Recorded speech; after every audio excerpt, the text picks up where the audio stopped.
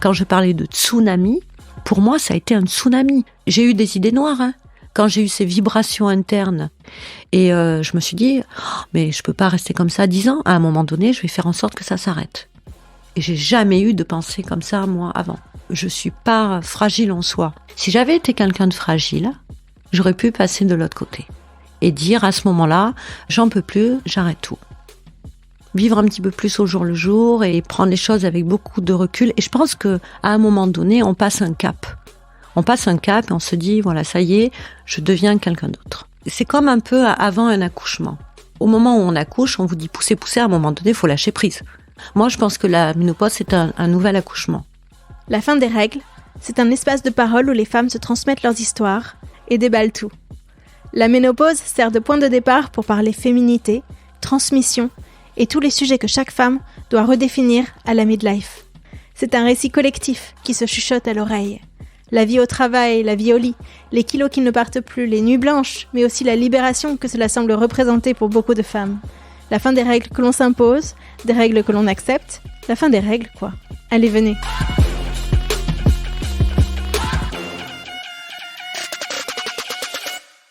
Voilà, c'est bon. On est ensemble chez toi, Betty ? Oui, je pensais pas que ça arriverait un jour. Ben voilà, écoute.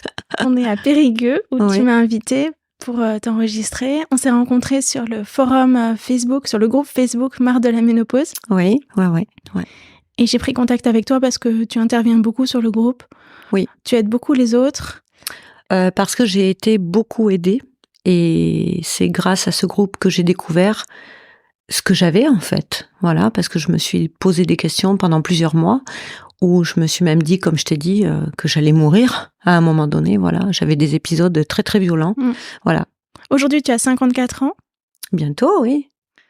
Dans la vie, tu es assistante maternelle. Oui. Je le dis parce que ça nécessite beaucoup d'énergie. Oui. Quand on dort mal, c'est dur. Oui, c'est Et vrai. alors, je vais rien dire moi. Je vais te laisser raconter comment tu as découvert la ménopause. Comment ça s'est passé pour toi ?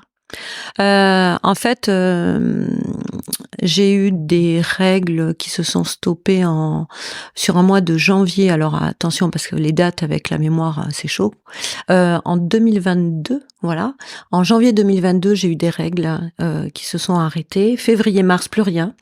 Et c'est là que, en parlant avec ma collègue qui est à peu près du même âge que moi, j'ai dit je pense que ça y est, j'attaque la ménopause, voilà, sereinement, quoi, sans me douter de ce qui allait se passer. Et en avril, j'ai eu 15 jours de règles très très hémorragiques et ça a été terminé, voilà.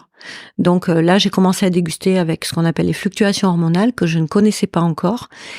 Et j'ai commencé à avoir des palpitations, des bouffées de chaleur, ça je savais, j'étais prévenue, hein, tout le monde parle de bouffées de chaleur.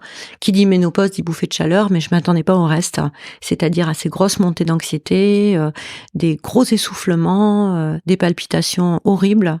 Et par la suite, j'ai eu aussi des vibrations internes, voilà, des tremblements internes où je me suis demandé si j'avais la maladie de Parkinson, une sclérose en plaques, parce qu'on devient aussi hypocondriaque, hein, voilà, le moindre petit bobo, ça y est, on va mourir. Et il y a eu un jour de février où un samedi matin où ma fille était là, qui a 23 ans, qui m'a toujours vue comme un pilier de la maison, où je me suis jamais plainte de rien, j'ai jamais été vraiment malade, hein, de quoi que ce soit. Et je lui ai dit, je vais faire des courses. Je suis partie à ma voiture et je me suis sentie très très mal, très essoufflée, pas bien, des palpitations. Et je me suis dit, qu'est-ce que j'ai ? Je fais un arrêt cardiaque, quoi. Je suis revenue à la maison, ma fille était là, et je lui ai dit, je me suis allongée sur le canapé, et je lui ai dit, j'en ai des frissons, j'ai envie de pleurer. Je lui ai dit, appelle les secours. Et je me suis vue partir. Et je me suis dit, excusez-moi. Non, vas-y, prends ton temps. C'est la dernière fois que je vois ma fille. Et j'ai une sensation telle que j'ai jamais été dans le lâcher prise, c'est ce que je disais, toujours dans le contrôle. Et là, je me suis dit, il faut que c'est la première fois de ma vie que je vais lâcher prise, quoi, et me laisser prendre en charge. Alors, les pompiers, le SAMU, ils m'ont tous amené vite, parce qu'ils pensaient que je faisais un AVC, parce que j'étais à 21,11 de tension, que je me suis certainement provoquée. Je tremblais de partout, grosse montée d'adrénaline, et j'ai été prise en charge en cardiologie pendant 48 heures, où ils m'ont dit, vous n'avez rien. Alors là, j'ai dit: «Mais c'est pas possible». Donc j'ai revu le cardio un mois après qui m'a dit: «Écoutez, pour vos palpitations, je vais vous mettre sous bêta-bloquant». Voilà, donc ça a été quand même un soulagement et là je me suis dit: «Mais qu'est-ce qui m'arrive? Mais qu'est-ce qui se passe?» Et j'ai cherché ménopause sur, internet, sur Facebook. Je suis tombée sur plusieurs groupes de ménopause, support pour la ménopause, tout ça, et marre de la ménopause, j'ai vu qu'il y avait beaucoup de publications et j'ai commencé à lire. Et en lisant, je me suis rendu compte de ces femmes qui avaient des palpitations, des montées d'angoisse, des vibrations internes. Et moi aussi, j'ai commencé à publier et à dire, voilà, j'ai des vibrations internes, qu'est-ce qui m'arrive, tout ça, voilà. Donc, j'ai quand même écarté des causes possibles, médicales. Et quand je suis allée voir mon médecin, je lui ai dit, voilà ce qui m'arrive. Et il m'a dit, oh, c'est rien, il va falloir peut-être un petit coup d'antidépresseur ou un petit anxiolytique. Et je lui dis, mais non, non, c'est pas ça, c'est des fluctuations hormonales. Il m'a dit, non, ça fait pas ça. Il t'a Je lui ai répondu dit, ça. voilà. Et je lui ai dit, mais écoute, on se connaît, on est amis depuis le collège. Je lui ai dit, écoute, va sur ce groupe de discussion, marre de la ménopause sur Facebook, et tu vas voir, ce sont des milliers et des milliers de femmes, et peut-être des millions. On a des femmes jusqu'au Canada quand même, des femmes en Angleterre. On a des vidéos sur Internet qui parlent de vibrations internes. Va voir. Et il m'a dit, c'est vrai que des médecins ont découvert par des forums de discussion, je vais pas arriver à trouver le mot. Là, Ils ont découvert les symptômes en écoutant les femmes vraiment, en fait. ils ont découvert des symptômes, alors, je parle pas de la ménopause, mais l'endométriose, Ouais. dont certaines femmes souffraient énormément, et on ne savait pas ce que c'était, et ce sont 2 médecins qui ont découvert à travers des forums de discussion l'existence de l'endométriose et des symptômes, et qui ont pu soulager les symptômes de cette maladie-là. Donc je lui ai dit, écoute, va voir et penche-toi sur cette ménopause. Il faut vraiment que ça éclate, il faut plus que ce soit quelque chose de tabou. Je sais pas s'il a fait, voilà. Et chaque fois que je vois un médecin, que ce soit un gastro-entérologue ou que ce soit, voilà, pas gynécologue, parce que bon, celui que je vois, il est un petit peu plus, on en parlera plus tard. Mais c'est vrai que le gastro-entérologue, quand je lui ai dit, j'ai des diarrhées matinales qui sont assez impressionnantes, et est-ce que c'est dû au stress, est-ce que ce serait hormonal? Il m'a regardé avec des gros yeux de marlanfrie, comme ça, du genre, mais qu'est-ce qu'elle raconte, quoi? Et je sais que c'est ça, parce qu'on a écarté toutes les autres causes. Mon approche avec ce groupe-là et cette communication avec d'autres femmes qui ont ces mêmes symptômes. Et grâce à ça, j'ai pu relativiser, me trouver des petits trucs, parce que pour l'instant, moi, le traitement hormonal me fait un peu peur. Il y a beaucoup d'histoires de dosage aussi, je me rends compte. Alors, à un moment donné, je me suis dit, bon, je vais partir là-dessus, quoi, parce que je peux plus gérer ces symptômes-là. Et quand j'ai vu qu'il y avait beaucoup d'histoires de dosage qui n'étaient pas au point, ça m'a fait un petit peu peur parce que j'ai dit c'est retomber dans des travers d'autres symptômes. Et si c'est pour prendre un risque supplémentaire, je vais quand même essayer avec des choses un petit peu plus naturelles. Je pense que le fait de parler et de communiquer aide beaucoup. Et c'est vrai que je suis maintenant, ça fait 18 mois, ça fait 6 mois que je suis officiellement ménopausée, 18 mois d'arrêt de règles. On dit toujours 12 mois, moi je pense que c'est au cas par cas, ça dépend des femmes. Moi je suis à 18 mois et là je commence un petit peu à souffler parce qu'il y a aussi cette acceptation. L'acceptation de se dire, au départ on se dit oh là là on vieillit, donc ça fait un peu peur, on est dans cette angoisse. Et là je me dis je suis dans cette acceptation de ne pas avoir peur de vieillir, finalement de bien vieillir, et cette acceptation avec une autre approche de la mort. Parce que c'est quelque chose qui fait peur aussi, je pense. C'est pour ça que tu parlais d'hypocondrie tout à l'heure. Ah oui. Ah oui. Le moindre truc, la moindre palpitation, j'allais faire un malaise cardiaque, quoi. Et on part dans des trucs de fou. Donc vite, je me mettais sur le forum, sur le groupe d'entraide de discussion, sur Facebook, et ça me rassurait. Donc on redescend un petit peu quand même. On se dit, il y a pas que moi et tout. Mais on repart vite dans les tours. La moindre palpitation, j'étais très essoufflée. À un moment donné, je me suis dit, je dois faire de l'insuffisance cardiaque. On n'ose pas prendre des médicaments parce qu'il y a des effets secondaires. J'étais pas comme ça avant. Et j'ai eu des épisodes d'anxiété. Alors le matin, je suis assistante maternelle, donc avant que les parents arrivent. Alors est-ce qu'il y avait aussi cette angoisse avant la prise du travail? Je pense aussi. Il faut savoir prendre du recul et analyser les choses.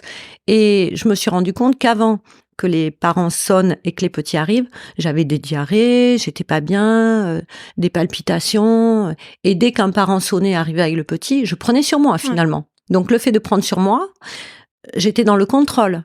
Je ne lâchais pas prise. On était de nouveau encore dans ce truc-là.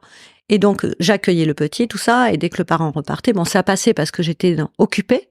Et je me suis rendu compte, j'ai dit, comment ça se fait quand même que je sois dans ces états-là, au bord de mourir, avant que les parents arrivent, et une fois que je suis dans cette activité-là, ça passe. Voilà.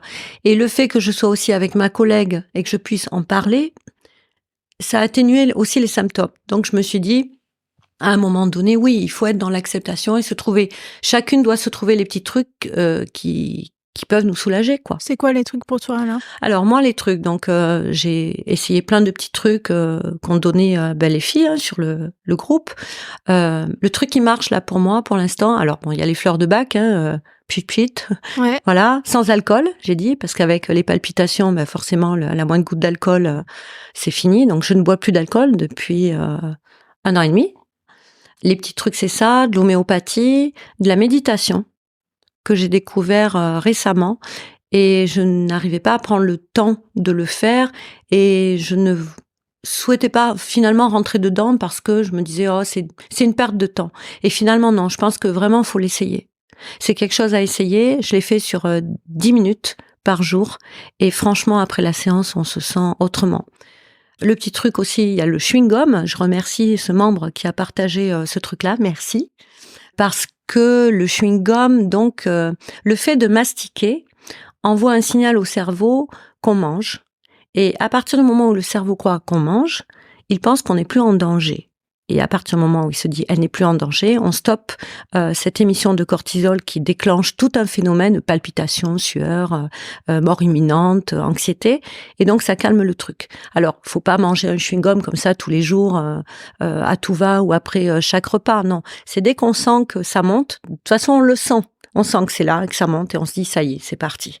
On prend le chewing-gum et toujours en connaissance de cause et en se disant « ça va marcher comme ça ». Donc toi, tu as toujours des chewing-gums dans ton sac. J'ai toujours maintenant des chewing-gums dans mon sac. Il y a une situation un peu stressante que tu n'as pas forcément repérée, mais qui agit sur toi. On sent que c'est là, ça prend en creux. Là, on se dit, oh là là, ça monte. Alors, faut pas non plus rentrer, se dire, dès qu'on sent un petit truc, prendre le chewing-gum. On sent quand c'est imminent et quand ça devient plus dangereux pour nous. Mais le chewing-gum, c'est bien. Voilà, le chewing-gum, respirer. J'ai changé mon médecin m'a changé aussi de bêta-bloquant. Voilà, il faut pas hésiter non plus. Alors, c'est ce que je dis, on met beaucoup de choses sur le dos de la ménopause, mais il faut pas hésiter non plus à aller voir des spécialistes et des médecins et écarter d'autres pathologies ou faire réajuster un traitement, voilà. Ce bêta-bloquant, il sert vraiment à quelque chose? Oui, ouais. Je me suis dit, je m'étais refusée à prendre des antidépresseurs, anxiolytiques, même tout médicament. Et quelque chose, aller dire à quelqu'un qui a des palpitations, qui est hypocondriaque, on va vous donner quelque chose pour ralentir le cœur, on est dans le flip, quoi. On se dit, oulala, je rentre surtout, c'est bien le dernier médicament que je veux prendre. C'est comme si on vous disait, on va vous anesthésier généralement toutes les semaines pour que ça aille mieux. Non. Donc moi, ce bêta-bloquant, j'avais l'impression de toucher à un organe vital et je me suis dit, il va y avoir des effets secondaires, ça va peut-être me détraquer, je pourrais peut-être plus m'en passer. J'ai mis 6 à 8 mois à le prendre. Et le jour où je l'ai pris, alors j'ai pas pris le bon en plus, donc j'ai eu des effets secondaires, d'essoufflement, de grande fatigue avec, parce que j'étais trop ralentie. Ouais. Heureusement, j'ai revu le cardiologue et je dis n'hésitez pas à aller voir le cardiologue, n'ayez pas peur d'aller voir un cardiologue, même si on en a peur au début. Et il m'a changé de traitement et là, mais franchement, depuis, il m'a changé de traitement le 2 novembre.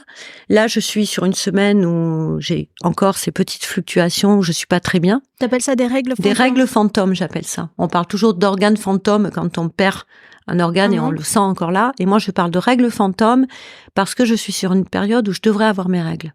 Et c'est bien de le noter, de se faire un calendrier. J'ai un calendrier où je mets des plus quand je suis bien, et je mets un moins quand je suis pas bien, et moins quand je suis au bord du gouffre. Et je regarde toujours ce que j'ai mangé, est-ce que j'ai dormi, et est-ce que je suis sur des règles fantômes. Et ce petit bilan-là, ça permet de mieux appréhender la suite, et de faire ce qu'il faut et de ne pas faire ce qu'il faut pas. Comme s'envoyer une tarte aux pommes bien sucrée et des chouquettes, et le lendemain on n'est pas bien, on se dit, tiens, pourquoi je suis pas bien ? Et on se rend compte que ce sont ces épisodes de sucré, enfin, en ce qui me concerne, après, ça peut ne pas toucher toutes les femmes. Mais moi, ces épisodes de sucré ne me conviennent plus du tout. Ouais, voilà. C'est fini le sucre pour toi. Alors, fini, je me dis, je me fais un petit plaisir, voilà, il faut que je relativise, et il faut que je sois un petit peu plus, que je pense un petit peu plus mamie, et accepter ça en me disant peut-être que la petite soupe et les yaourts du soir sera préférable à la tarte aux pommes, et peut-être qu'il faut que je limite, oui, les friandises, les sucreries, les viennoiseries, qui sont nocives, quoi, finalement. De toute façon, chacune a son point faible, hein. Il y en a, ça va être les crudités, il y en a une, ça va être le sucre, voilà. Alors, on se donne des petits conseils et on teste. Et moi, de par ces tests et ces petits conseils, je suis mieux maintenant. Moi, je pense que le côté psychologique est très, très important aussi. Ouais, c'est l'autosuggestion. Ce que tu disais à propos d'accepter la situation dans laquelle tu es, accepter de ralentir, de plus avoir le même rythme qu'avant, de plus être la femme active que tu as été pendant très longtemps, et de juste prendre du temps pour te cocooner, dire non à des choses sur lesquelles tu dis...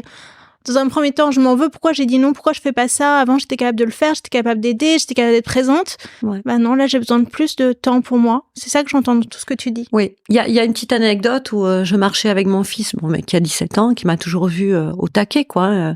Et on est allé en ville et à un moment donné, j'ai eu cet épisode d'essoufflement, palpitations, essoufflement, voilà.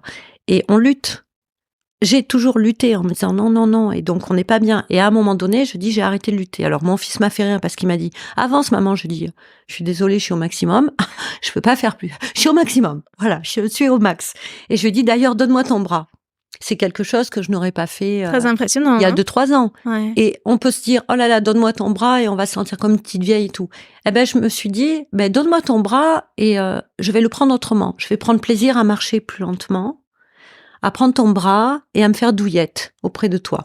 Et ça, c'est un mot que j'adore, que dit ma collègue, se faire douiller. Voilà, il faut se faire douiller. Du pilou-pilou. Du pilou-pilou, il faut se faire douiller. Et encore plus qu'avant. Il faut se forcer à et se dire que, voilà, je vais pas dire la phrase qui tue en disant tout peut s'arrêter demain, parce qu'alors là, il y en a qui vont... Mais voilà, il faut se faire douiller aujourd'hui. Vivre un petit peu plus au jour le jour et prendre les choses avec beaucoup de recul. Et je pense que à un moment donné, on passe un cap. On passe un cap et on se dit, voilà, ça y est, je deviens quelqu'un d'autre. Et toi, ça y est, tu es quelqu'un d'autre. Ouais, tu as passé ce cap. Ouais, je suis quelqu'un d'autre. T'as eu très peur au moment où tu t'es retrouvée à devoir appeler les pompiers et à ne plus assurer. Ouais, c'est ça, c'est un passage, je crois, c'est comme un peu avant un accouchement. Et qu'à un moment donné, au moment où on accouche, on vous dit pousser, à un moment donné, il faut lâcher prise. C'est le personnel médical qui est là, qui va prendre, qui va recevoir avant vous. Et à un moment donné, moi, je pense que la ménopause, c'est un nouvel accouchement. Alors voilà, toujours au bord des larmes pour tout, sensible à tout, mais c'est ça. Je pense que la ménopause, c'est un nouvel accouchement et on doit prévenir nos enfants et particulièrement nos filles de ça, surtout. Qu'est-ce que tu dis à ta fille maintenant? Je lui dis, déjà, elle a vu, voilà, elle voit. Combien de fois je lui ai dit, t'inquiète pas, c'est la ménopause. Je l'ai entendu ça, moi, quand j'étais plus jeune, de la part de ma grand-mère ou de ma mère qui disait, c'est la ménopause, mais juste le fait de s'éventer parce qu'elles avaient chaud. On parlait juste des malaises vagos, des bouffées de chaleur. Mais moi, je me rappelle de ma grand-mère qui soufflait tout doucement pendant qu'elle déjeunait, comme ça, elle inspirait, elle faisait... Et je disais, mais qu'est-ce qu'elle fait? Pendant le repas? Ouais. Après le repas. Et là, je me rends compte, j'ai dit, oh, ma pauvre mamie, tu devais avoir des montées d'angoisse que tu essayais de gérer. Mais bon, elle n'en parlait pas, c'était comme ça, mais elle avait quand même son petit tube de Lexomil sur la table. Ouais. Voilà. Mais j'ai pas voulu rentrer là-dedans. Après, je peux comprendre que ce soit difficilement gérable et il y a certaines femmes qui en ont besoin. Je le conçois complètement parce que moi, j'ai toujours été au bord de craquer et de dire, si, je vais prendre quelque chose. Mais à choisir entre du Lexomil et un traitement hormonal. Traitement hormonal, à choisir. Voilà. Mais alors voilà, le jour où j'habiterai au Canada, je pense que je le prendrai parce qu'ils sont beaucoup plus au point qu'en France. En France, ils sont au point, simple. Ils sont au point, mais bon... On dit même qu'on a le meilleur traitement parce qu'on a un traitement avec des hormones bioidentiques. On a un traitement qui est dit à la française. Alors, on a un traitement. Le problème, ce sont les médecins et ceux qui le donnent. Quand j'ai parlé à mon gynécologue, alors mon gynécologue m'a dit, voilà, vous avez accès, si vous voulez, au traitement hormonal. Déjà, le fait de me dire ça, c'est un petit peu comme une plaque de chocolat qu'on a sur la table, qu'on ne touchera pas parce qu'on sait que ça va faire grossir, mais qu'à tout moment, on a la possibilité de prendre ce petit carré pour se soulager. Ouais. Voilà, je l'associe à ça et je me dis, j'ai le traitement hormonal sous le coude parce que j'ai la chance de pas avoir, eu de cancer dans ma famille, de choses qui peuvent aggraver ma santé. Et tu as pas testé d'endostéoporose dans ta famille non plus? Voilà. Donc j'ai ça sous le coude. Après, ce qui m'embête un peu, c'est que quand j'ai parlé à mon gynécologue de traitement bio-identique, il m'a dit que c'est que ça, bio-identique, il m'a dit bio-identique, pas bio-identique, c'est la même chose. Bon, alors déjà, j'ai dit, toi, Coco, t'es pas au point. Donc, si t'es pas au point, je vais peut-être pas aller me faire doser par toi. Après, c'est pas facile de trouver le bon médecin. Il y a beaucoup d'examens aussi par rapport au dosage. Alors, c'est pour ça que je me dis, tant que je suis plus ou moins bien et tant que ce bien-être continue et que je n'ai pas encore besoin de ce traitement hormonal, j'y vais pas à pas. Vous voyez, c'est un peu comme l'arrêt du tabac. Quand j'ai arrêté de fumer, j'avais cette dernière cigarette que j'ai repoussée d'heure en heure, de jour en jour, de semaine en semaine, mais j'avais toujours le paquet de cigarettes sur l'armoire et j'ai arrêté de fumer comme ça. T'es une warrior. Non, mais j'ai arrêté de fumer comme ça. Et j'ai fumé un paquet par jour pendant 35 ans. Et je me suis dit, jamais je pourrai arrêter de fumer. Mais c'est le fait de ne pas se mettre en deuil. Et je pense que l'esprit, on a énormément de pouvoir avec l'esprit. Et je me suis dit, la ménopause, c'est un petit peu pareil. Voilà. J'ai accès à ce traitement hormonal si ça va pas, j'ai accès aux anxiolytiques si ça va pas, c'est là en suspens au-dessus de moi, au-dessus de ma tête. Voilà, je peux faire tomber tout ça si ça va pas. Et je pense que c'est ce qui me maintient. Et la cigarette, ça a été pareil. Je disais, à tout moment, de se dire, on arrête de fumer, c'est fini, on se met en deuil, mais c'est horrible, c'est terrible. Et la ménopause, c'est un petit peu pareil. Se dire qu'à un moment donné, on n'aura jamais accès à rien et qu'on va devoir subir. C'est ce mot, subir. Voilà. Et je pense qu'il faut changer son vocabulaire et sa façon de voir la ménopause. Et c'est terrible à dire, mais de se faire une alliée de la mort et de la ménopause, on voit les choses après différemment. Et on passe ce cap. C'est un déclic. C'est comme quelqu'un qui fait du vélo et qui à un moment donné a le déclic et prend. Il faut trouver son équilibre. Se faire une alliée, et tu dis dans la même phrase, de la mort et de la ménopause. Oui, je me suis beaucoup intéressée à... Alors, je parle pas, on va pas partir dans les croyances, hein, chacun croit en ce qu'il veut, je ne vais pas parler de religion, de Dieu, de tout ça. À un moment donné, je pense qu'on est un petit peu effrayé toujours de cette limite qui arrive au bout de la vie et de se dire qu'à un moment donné, ce sera terminé pour de bon. Voilà. Ce qui nous rend sûrement hypocondriaques, avec cette peur de mourir. On devient, alors j'ai découvert un nouveau mot cette semaine, c'est cardiophobe. Cardiophobe. Voilà. Cardiophobe, voilà, c'est la peur de la crise cardiaque, la peur d'avoir un problème au cœur et que tout s'arrête. Voilà. De la mort, quoi. Ouais. Et je pense que notre rapport à la mort nous rend anxieux.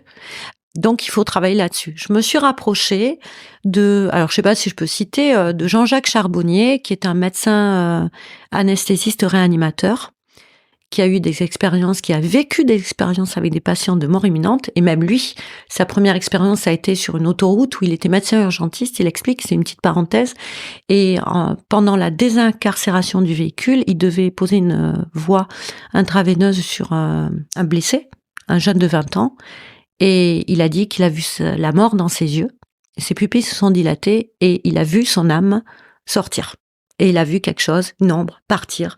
Et il a dit que toutes ses convictions à ce moment-là, avec sa femme qui était aussi médecin, se sont envolées. Il l'a sauvé, ce garçon, ou non? Non. Il n'a pas pu le sauver. Non. Mais voilà, il a vu son âme s'élever. Et alors je dis qu'on y croit ou pas, je me suis dit, je vais me mettre là-dessus, parce que ce soit vrai ou pas, on dit l'espoir fait vivre. Et j'ai dit, je vais me concentrer là-dessus et me dire qu'il y a quelque chose après. Et quel soulagement, parce que à chaque nouvelle palpitation que j'avais, à chaque montée d'anxiété, on est obligé d'être dans ce lâcher-prise, ou se dire, oh là là, c'est pas grave, s'il se passe quelque chose, il y a quelque chose après, ne t'affole pas. Et tout redescend. Et il est là le vrai lâcher-prise pour moi. De me dire, arrête de dire non, je veux pas mourir, je veux pas qu'il m'arrive quelque chose et tout. Et c'est là que la cocotte minute explose et qu'on peut se faire du mal, je pense. Donc voilà. Et alors j'essaie de trouver des petits articles. Maintenant, on sait que des scientifiques approuvent cette idée-là. On sait que l'univers est très grand. On sait que beaucoup de choses se passent à travers l'univers. Je me suis rapprochée d'un magnétiseur. J'ai suivi une formation pour le magnétisme. Je barre le feu. Et tous ces petits trucs-là, on se dit, voilà, toutes ces choses invisibles qui sont là, peuvent être rassurantes et nous faire passer justement cette ménopause plus sereinement. Enfin, c'est mon ressenti. Après, voilà, il y en a qui vont être dans le tricot, moi, je suis là-dedans. Je suis dans l'univers. Ton corps change ? Ah oui, ça a été... Et ça, comment tu l'acceptes ? Alors, la première cata, ça a été en cabine d'essayage où je me suis dit non mais ils ont dû bouger les lumières, ils ont dû échanger les glaces, je sais pas. Voilà, je me suis vue là et j'ai dit mais c'est quoi ça? Il y a une espèce de trou de peau d'orange. Ben, je me suis jamais vue comme ça. Et puis on essaye un vêtement, de deux on se dit non c'est pas moi, là de profil ça va pas. Et il fallait que j'essaye 10 pulls avant d'en trouver un. Et encore, le dernier m'allait pas forcément, je l'achetais pas. Donc je me suis vue quand même essayer la moitié du magasin pour trouver un pantalon, alors qu'avant je pouvais commander par correspondance et paf, ça allait toujours. toujours. Taille mannequin. Voilà, là c'est fini, c'est terminé. Alors ça m'a pas plus inquiété que ça, mais quand même, je me suis dit voilà, là, je me suis vue remonter ma peau comme ça. Je me suis vue remonter ma peau des jambes comme ça, où je me suis vue ne plus aller à la piscine. Voilà, on est un petit peu dans le refus de cette transformation. Le premier poil qui arrive là, le machin. Après les cheveux blancs, moi ça m'a jamais gêné, hein, les 2-3 cheveux blancs qui arrivaient. Mais c'est vrai que oui, j'ai fait l'expérience aussi d'une amie qui m'a dit alors ne le faites pas, hein, mais de prendre une glace et c'est l'humour, hein, de prendre une glace et de se mettre comme ça et on se voit 10 ans après, voilà, avec toute la peau qui tombe, voilà. Alors, de temps en temps, quand je voyais ces femmes faire ça, là, je disais, mais qu'est-ce qu'elles font et tout. Et je me rends compte que de temps en temps, je fais, je serais bien comme ça finalement, là, d'enlever ça, là, voilà. Donc oui, le corps change, on a la peau qui se relâche, on a des douleurs articulaires, voilà. De plus, avec ma profession, c'est aussi compliqué. Moi, je me dis, je fais avec.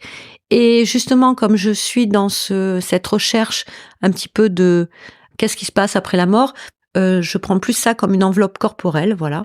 C'est mon enveloppe, il faut que j'en prenne soin. Mais je vais pas m'attarder sur des petits détails et je me dis c'est comme ça. De toute façon, je suis dans l'acceptation de vieillir, je suis dans l'acceptation d'être une mamie un jour et voilà, mais d'être une mamie bien, quoi, voilà, d'être bien dans ma peau, je préfère avoir des rides et ne plus avoir ces montées d'anxiété et palpitations que d'être dans la souffrance et tirer à 4 épingles. C'est un choix. Choix de vie. Ton choix de vie. J'aimerais bien que tu me parles de ta maman. Ouais.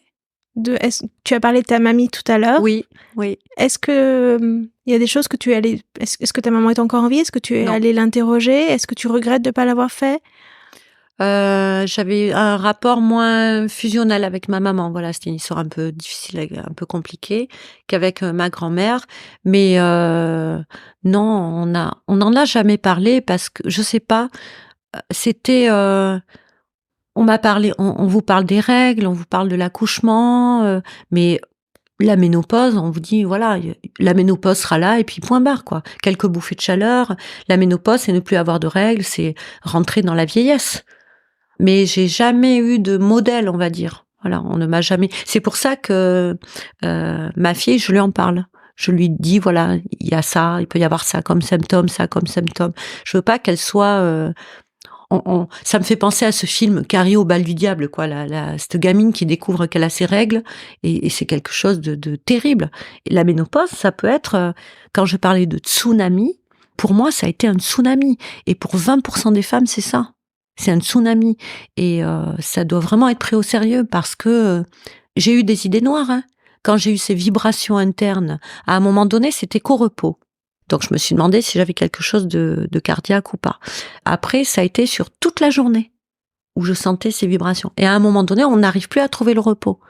Et je me suis dit, mais je peux pas rester comme ça 10 ans. À un moment donné, je vais faire en sorte que ça s'arrête. Et j'ai jamais eu de pensée comme ça, moi, avant. Et quand le médecin m'a dit, est-ce que tu as des idées noires et tout, j'ai dit non. Non, parce que je me suis dit, il va me coller des cachets. Et qu'après les vibrations, j'ai fait avec. Et je me suis rendu compte que beaucoup de femmes en avaient. Et que c'était pas quelque chose que je ressentais forcément qu'au repos. Enfin voilà, ça faisait partie des symptômes de la ménopause. Je me suis dit c'est quelque chose de normal que j'ai accepté et donc ils sont beaucoup moins ressentis maintenant. Et tu t'es retrouvée à mentir à ton médecin parce que tu savais que sa réponse serait pas celle que t'attendais. Oui, et là où ça peut être grave, c'est que je suis pas fragile en soi. Mais je me suis dit à un moment donné, si j'avais été quelqu'un de fragile, j'aurais pu passer de l'autre côté et dire à ce moment-là, j'en peux plus, j'arrête tout. Et je pense qu'il y a des femmes qui peuvent être au bord de ça. Et je me suis rendu compte sur les forums de discussion, sur ces groupes d'entraide, que certaines femmes sous antidépresseurs anxiolytiques continuer d'avoir leurs symptômes. Alors à un moment donné, voilà, moi je m'adresse au médecin, quoi. Penchez-vous dessus parce que si on se rend compte que les symptômes sont toujours là, malgré les antidépresseurs et malgré les anxiolytiques, ça veut dire qu'il y a des femmes qui peuvent basculer et se foutre en l'air. Il y a des symptômes qui peuvent amener à ça, vraiment. Bon, c'était la petite parenthèse. Toi, aujourd'hui, tu es célibataire, c'est ce que tu m'avais dit. Oui. C'est que ça fait plusieurs années que maintenant tu es plus en couple. Voilà. J'écoutais l'autre jour Lio qui parlait de ça. Voilà, je suis dans le même trip. Oui. Donc voilà, après, comme on dit, en rentrant au couvent, ça s'estompe. Mais c'est vrai que ça fait longtemps que je n'ai pas eu de relation, que je suis seule. Je me suis occupée de mes enfants, j'ai des amis, tout va bien. J'ai un petit sextoy si j'ai besoin. Mais voilà, j'ai pas eu de besoin charnel, on va dire. Et je suis pas. Alors, si je devais, c'est ce que je me suis posé comme question, si je devais rencontrer quelqu'un, comment ça se passerait? J'ai eu beaucoup de. On a du mal aussi par le fait d'avoir eu du mal à s'accepter, de se découvrir à quelqu'un. On n'est plus du tout. Enfin, moi, je me vois plus du tout dans la séduction. Tout le monde me dit, mais si, t'es bien encore, mais tu rigoles, t'es super bien et tout. Et je me vois pas comme ça. Et j'aurais du mal, je pense, à rentrer dans un jeu de séduction. Et je vais même vous dire, je me suis mise sur un site de rencontre pour voir. Alors, à un moment donné, on s'emballe, on dit « Oh, super, tout ça », donc on répond. Et à un moment donné, j'ai tout stoppé, parce que je me suis dit, je suis plus du tout dans dans la séduction, quoi. Le poil au menton, le machin, le pipi tous les 5 minutes, la petite protection au fond de la culotte. Voilà, faut dire ce qui est. Et je me suis dit, un homme de mon âge n'est peut-être pas à ce stade-là. On les sent toujours vieux plus tard. Et j'ai du mal avec ça et je pense que oui, il y a une perte de confiance en soi. Donc tu as renoncé à chercher quelqu'un parce que juste tu te dis je suis pas présentable. Je suis pas. En gros, tu dis pas. C'est plus pour moi. Ça me fait, je pense ça me fait mal ce que tu dis. Mais non, mais c'est que l'acceptation de soi passe par plusieurs étapes. On va pas se réveiller un matin en disant oh là, je suis au top, je me sens bien, ça y est, je peux plaire. Il y a l'acceptation de soi déjà sur le plan. La relation qu'on a avec la vie, avec le côté social. Et après, il y a l'acceptation de soi physique, mais qui vient tout doucement. On s'isole un petit peu. Moi, je suis très bien chez moi aussi. Combien de fois on m'a dit tu viens boire un verre, tout ça. Oui. Et puis au dernier moment, je vais trouver une excuse bidon parce que j'ai envie d'être chez moi sur le canapé devant la télé, même si je sors, même si j'ai des activités. Voilà. On se renferme un petit peu sur soi. Et j'ai des amis, même hommes, qui m'ont dit, moi, 18h, c'est pyjama, peignoir, télé, quoi. Donc, je ne m'inquiète absolument pas. Maintenant, après, j'ai encore mon fils qui est avec moi. Je n'ai pas du tout le syndrome du nid vide. Et donc, peut-être que, voilà, le jour où il partira, j'aurai peut-être ce besoin, je pense, de partager quelque chose avec quelqu'un. De là à vivre avec quelqu'un, peut-être pas, parce qu'on prend aussi ses petites habitudes. Et je veux pas retomber dans des travers de couple, quoi, pour l'instant. Je suis très bien comme ça. Mais peut-être que oui, ça viendra, quoi. Il y aura une nouvelle façon. C'est pas une nouvelle façon de plaire et de séduire. Je pense que à un moment donné, on n'est plus trop là-dedans. On est plus dans l'envie de partager quelque chose avec quelqu'un. Ça, tu as encore envie. Mais la phase séduction, elle te dégoûte un peu, on dirait. Ouais, c'est ça. Ouais, il y a peut-être un rejet un peu de ça, ouais. Et tu as pas besoin d'une présence, parce que tu as déjà ton fils qui te remplit de cette présence au quotidien, de ses câlins. Faire les courses aussi. Pour les courses, oui, si. Non, mais voilà. Non, j'ai pas besoin de présence Non, parce que j'ai quand même. J'ai des collègues, j'ai des amis, donc ce manque. Si on pouvait parler de manque affectif, je le retrouve ailleurs, quoi. Voilà, je sais que premier jour de retraite, je vais prendre un chien. Voilà, j'ai toujours eu des animaux. De par mon activité, je me refuse à en prendre pour l'instant. Et donc voilà, le chien. C'est vrai que tu passes la journée avec des petits, toi. Eh ben oui. Ouais, c'est aussi. Oui, des petits bouts, voilà. Donc il y a aussi, enfin voilà, le côté affectif est quand même bien rempli. Mes enfants, mes amis, collègues, même les petits. Je travaille et il y a toujours ce partage, voilà. Même si on est un peu plus à ras du sol, il y a toujours ce partage de l'amour. Il y a de l'amour de toute façon, voilà. Ouais, j'adore t'écouter et je trouve qu'on est allé très très vite pour tout aborder. Je suis très étonnée. Je voudrais revenir sur ce que tu disais sur ton anxiété. Au niveau de l'anxiété, à un moment donné, c'est vrai que j'avais même très peur, de prendre ma voiture et je me suis privée de vacances. Tu t'es privée de vacances? Ouais, de prendre ma voiture et de partir trop loin de chez moi. Tu avais peur de t'éloigner de la maison? Ouais, cette hypocondrie qu'on a avec, cette peur de mourir, qu'il nous arrive quelque chose. Moi, ça m'a gênée et il y a plusieurs femmes, avec qui j'en ai parlé, c'est vrai. Ouais, je me suis privée d'aller trop loin. Ou en voiture, la peur d'avoir un accident, la peur de... C'est terrible, hein, terrible. Hein. Moi, ça m'a vraiment, à un moment donné, j'ai dit, faut pas que je m'enferme comme ça chez moi. Il faut vraiment que il faut vraiment que je sorte de chez moi, que je me force à faire les choses. Il y a aussi l'agoraphobie que j'avais jamais éprouvée avant.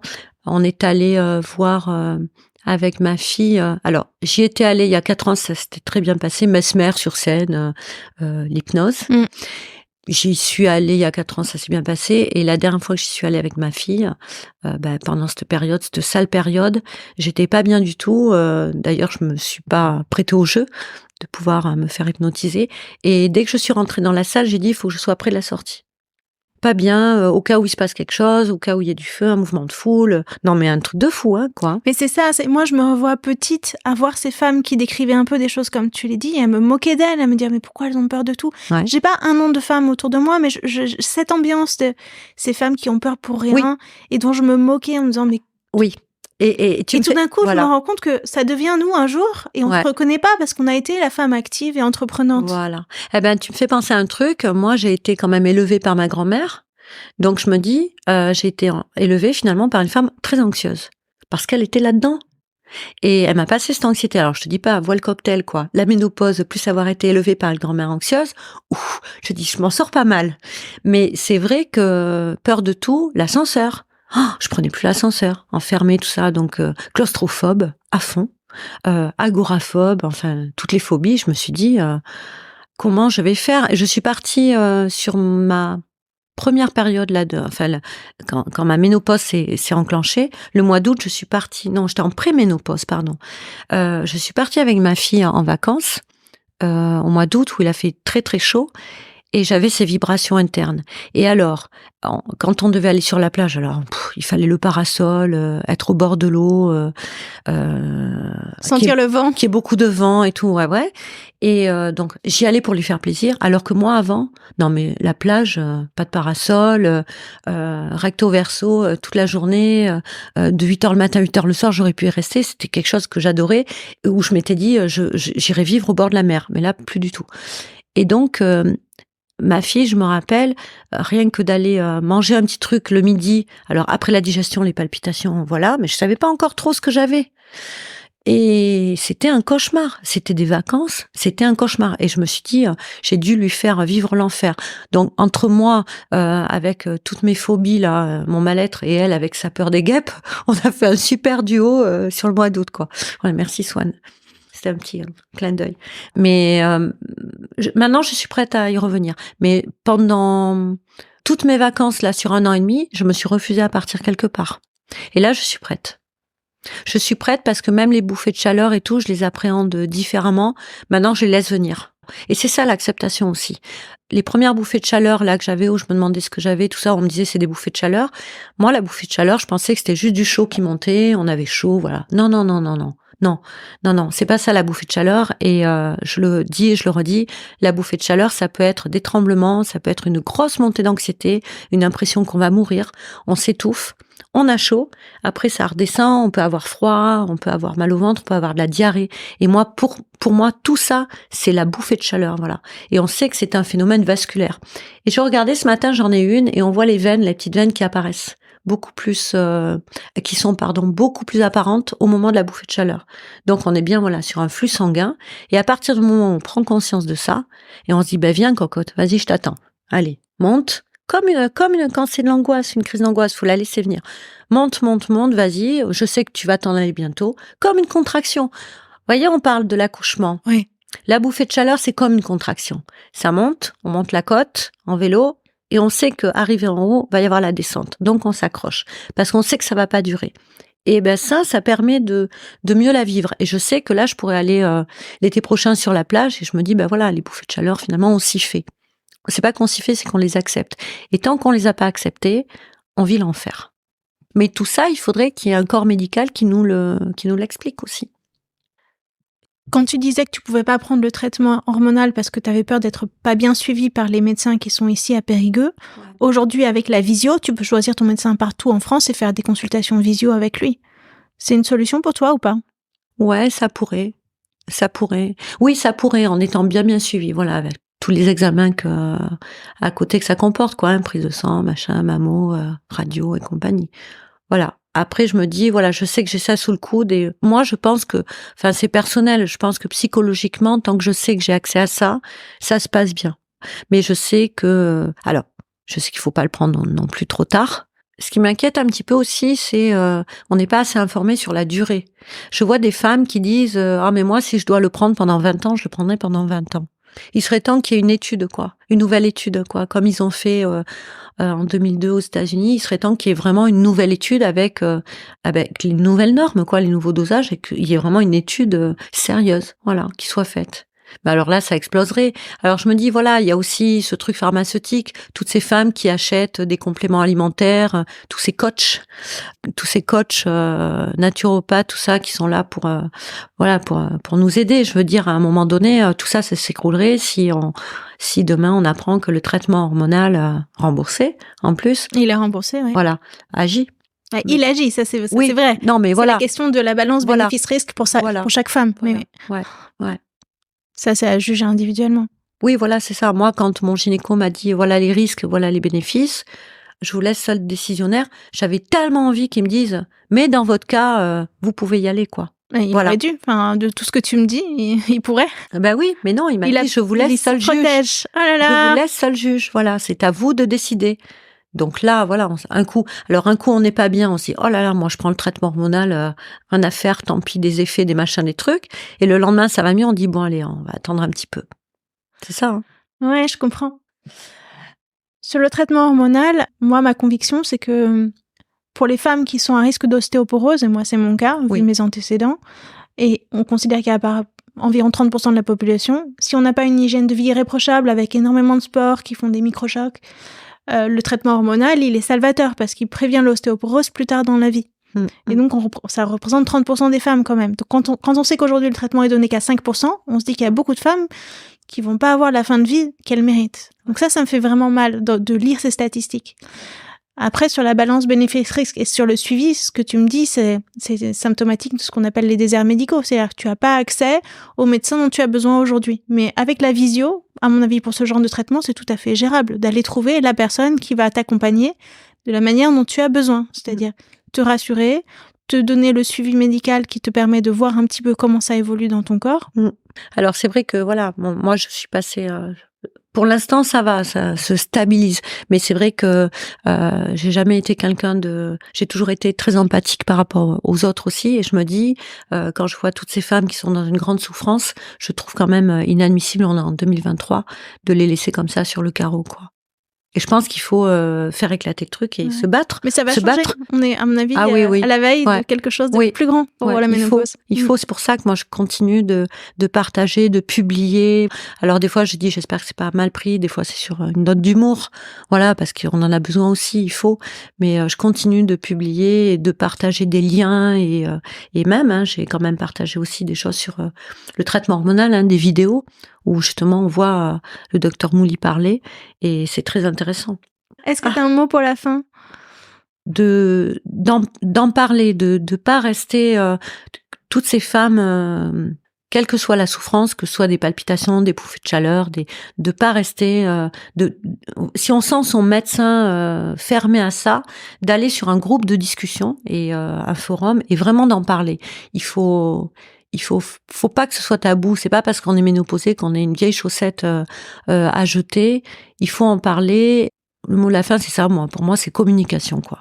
Merci beaucoup. Moi, j'ai beaucoup aimé cette interview parce que tu as parlé de choses très concrètes dans ton corps, de la façon dont tu les as traversées, des remèdes que tu as trouvés pour toi qui ont fonctionné, et tu es très lucide sur cette acceptation sur ce chemin d'acceptation que tu as fait pour aller mieux. Bon, si je pense à autre chose, je t'appelle. Merci beaucoup, Betty. Merci à toi, merci. Merci à tous pour votre écoute. Je dis tous, mais c'est surtout toutes, puisque vous êtes une grande majorité de femmes à me suivre.